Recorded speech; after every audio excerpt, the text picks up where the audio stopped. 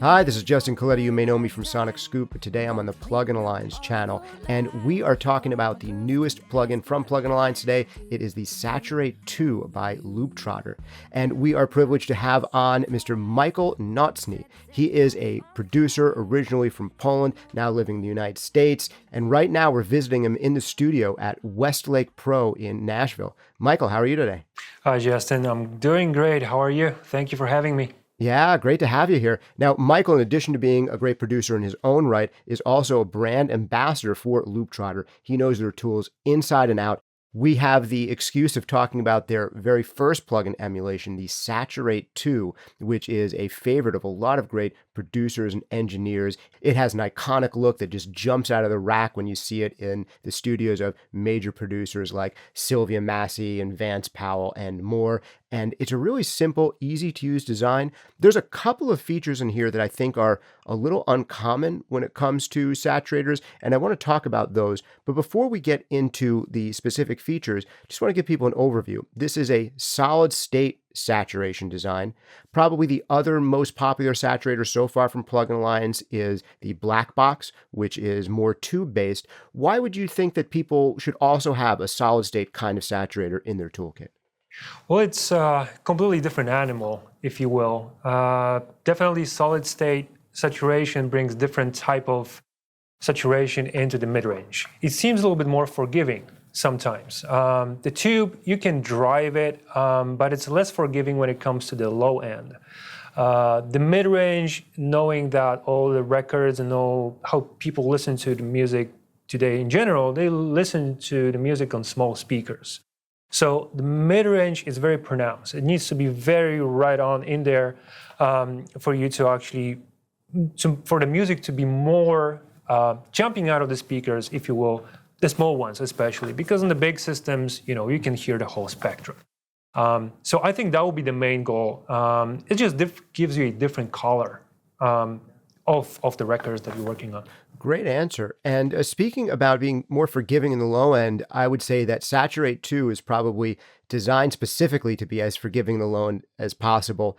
There is this feature in there called LO Safe. Can you give us a sense of what that's for, what it does? Because it's not something you find on every saturation plugin. Exactly. That's a very good observation. And you know that modern music is very low and heavy in general. It's way more low and heavy than back in the day. And we took that into account and created this circuit. It's a THD filter that actually in the plugin is adjustable. You can adjust the frequency for that filter. So if you're, for example, willing to saturate the low end a little bit more when it comes to processing 808s, heavy kicks, bass lines, and whatnot, you can achieve that slightly oversaturated, almost distorted sound to make sure that the mid-range of the bass is popping through the small speakers. But if you're using the saturate on your mix bus or even for mastering, you don't want to do any harm. You just want to maybe emphasize things a little bit. So that gives you an option to bypass the low end, keep it clean and keep it tight, but then saturate the rest of it. Gotcha. So the low safe is basically keeping low frequencies out of our saturation circuit. And on the original hardware, there was just a switch. You turn it on or off. But now, of course, plugin world, we get to have it fully variable. So even if you have the hardware version, you have extra flexibility with this plugin version. But for those people who aren't familiar with the concept, why is it that you would want to keep low frequency from getting saturated? Why not just saturate the low frequencies on, say, mix bus application? What would be wrong with that? Well, technically you can. There's nothing wrong with that. I personally like when there's a little bit too much of everything, and then things are, they're jumping at you, and then you would probably, to be polite with your music, and you might want to dial things back in just gently. But because of what I mentioned, that the low end gets sometimes too heavy in modern music, it's better to keep it little out of the routing, the circuit, especially when it comes to the compression. Then when the music gets released on streaming platforms, there's additional limiting involved, and the conversion rate for MP3s and compressed files, everything coming together, it makes the music less I would say it doesn't sound as clear as possible. So when all these things pile up, in the end, it sounds like the music is not alive anymore. It seems a little bit overcompressed because the low end takes so much space in the frequency range. But what you want to do, and this is one of the reasons why we created the saturation, the hardware and now software, is to keep the music alive, to make it more punchy, to make it more accommodating, make it more musical and just pleasant to listen to. So there's always finding a sweet spot, adjusting all those frequencies, but it's fairly easy, very straightforward. So I believe that when you route it, when you actually drop it on your mix bus, even on the master file, honestly, you can very quickly dial things in and hear if the low end is distorting or not. And that will just give you an option to make a decision how much of that signal you want to blend in. Yeah, great answer. And just to add a little bit of my perspective, I do use saturation at the mastering stage as a mastering engineer, and I am likely to do less saturation or sometimes no saturation in the lows compared to the mids and highs. And I identify with a lot of what you're saying. Two things happen. One, there's often a lot more energy in the low frequencies than upper frequencies, just because they need more energy to be at the same apparent level. So you could end up with this issue where your kick drum and your bass are the only things that are really triggering the saturation, and you don't get as much saturation on the other elements. That's number one problem for me. And number two problem for me of oversaturating low end is that when you add saturation, you're adding additional upper harmonics above the fundamental of what you are saturating. So when you have really low sounds and you saturate them a lot, you're adding a lot of additional harmonics in the low mid range, which is often already cluttered. So yeah, oversaturated lows to me can take away some of the power from the lows and add clutter to the mid range and not give you the saturation that you want on top, which is ironic because often I want more saturation in the upper, mid, and high frequencies than the lows. That's where I feel like it's going to help me the most, softening transients. But you guys have built in that into Saturate 2 as well. There's this other control in there called high smooth. Can you tell us about what that does and why someone might use it? Well, it makes highs smooth, and it basically makes things sort of more exciting when you listen to them for the first time. It makes them exciting, but it also preserves the harsh frequencies from being too audible. So you may very well use a saturator on vocals, on live drum kit that has a lot of cymbals going on, a lot of bright stuff happening, and it just makes things a little bit more pleasant. I would say, because it's easy to overdo it with saturation. The fine line between saturation and distortion, it's really easy to get there. But sometimes you don't really want to get there. You just want to make things a little bit more musical, a little bit more exciting. It's like adding contrast to the picture. You have your basic color palette, but then you may add a little bit of saturation to the color, and then everything else pops out.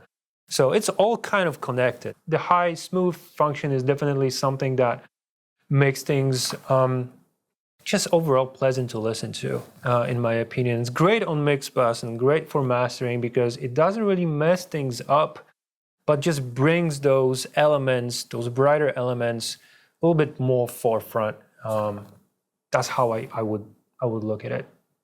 Yeah, and to my understanding, correct me if I'm wrong, but under the hood, that high smooth is basically driving more of the high frequencies into the saturation circuit. But then after the saturation circuit, it's bringing those high frequencies back down. So you're getting more saturation, more smoothness on those highs, but without accentuating some of those otherwise harsh and bright parts of the signal. Is that generally the idea of what's going on underneath the hood of that control? Yes, that's pretty much it. And, you can almost compare it slightly to what Polytech EQs do, so, on some level, that you can attenuate and boost certain frequencies kind of at the same time. Here, it's just to give you a background how it, to map it in your mind. But this is exactly pretty much how you described it, yeah. Very cool.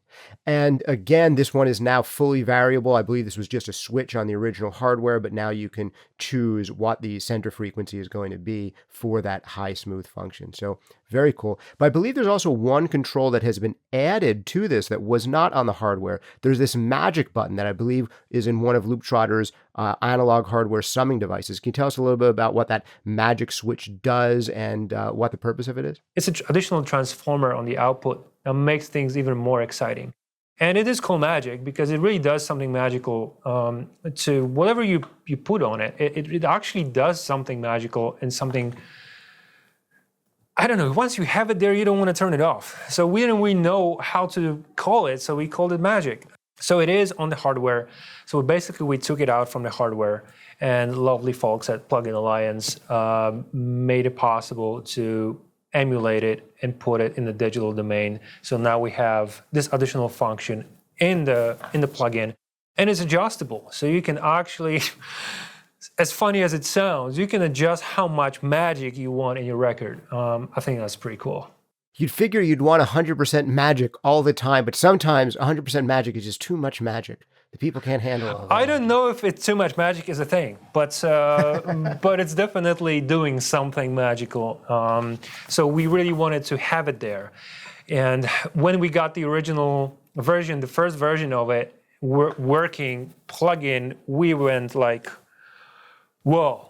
This is more than we expected. So, well, kudos to you, Plugin Alliance, because you nailed it. Yeah, very cool. They're always going above and beyond with this stuff. And of course, there's so many additional features in here that you can only find in the plugin. I know there's a mid-side mode, which is fantastic. Again, in mastering, I'm often, going to use saturation in the mid-side mode, sometimes saturating maybe the top end of the sides a little bit more than you'd be doing the center. There's all kinds of tricks that you could look into there. So great to have that. The mono maker, the stereo width control, the TMT for kind of even more realistic modeling. So a whole bunch of cool plugin only features. Now, last quick question on this magic control, just so I understand what's happening under the hood on this one. This is basically turning on a Neve style transformer and then adjusting now how much you're going to be saturating that transformer. Is that the general gist of what's happening with that control? You can call it that. It's a Neve-ish transformer that we use in the summing box, and it's pretty much at the end, pretty much almost at the output of the whole box.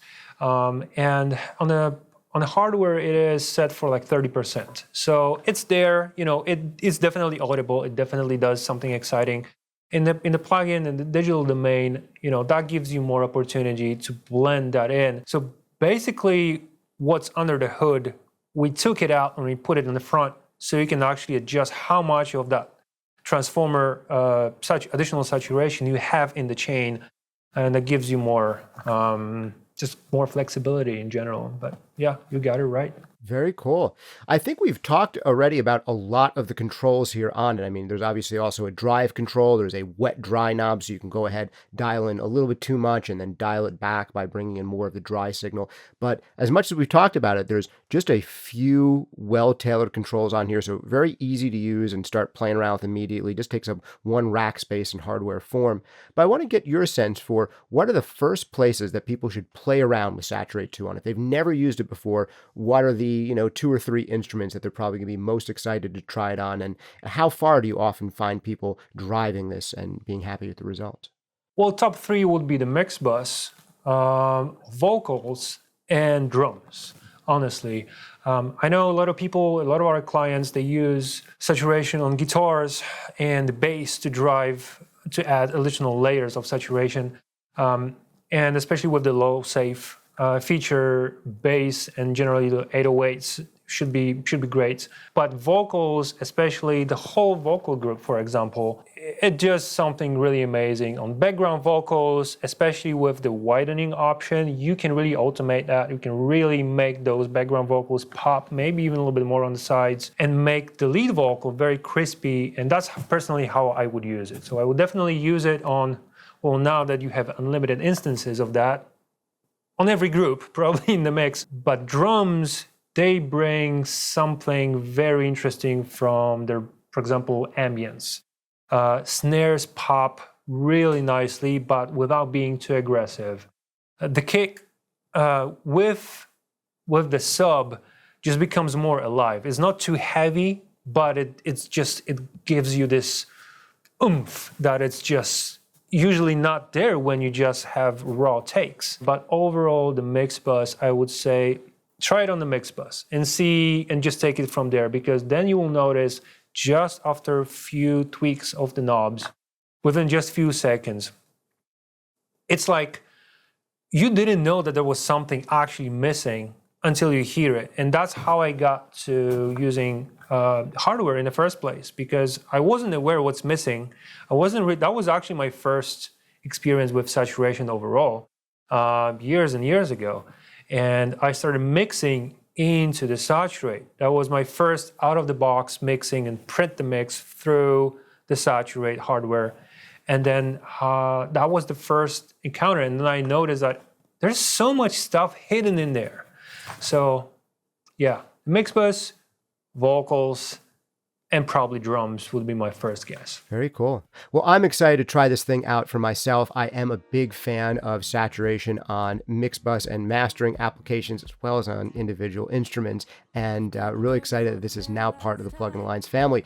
If you want to try this out for free, you can. It's the best way to hear it. Go over to plugin-alliance.com. That's plugin-alliance.com, where you can try out Saturate 2 or any of the plugins that Plugin Alliance makes totally for free for 2 weeks. We also have some demonstration videos on this one coming out right here on this YouTube channel. Michael's doing one of them, so go ahead and look in the description down there. We will have links to the other videos on Saturate 2 right down there. Michael, thanks again for joining us today. Justin, thank you so much for having me. That was a pleasure. Great. And thank you guys for hanging out with us. This has been Justin Colletti of Sonic Scoop, this time on the Plugin Alliance channel. See you next time. Ain't got time for that, I'm on the high road.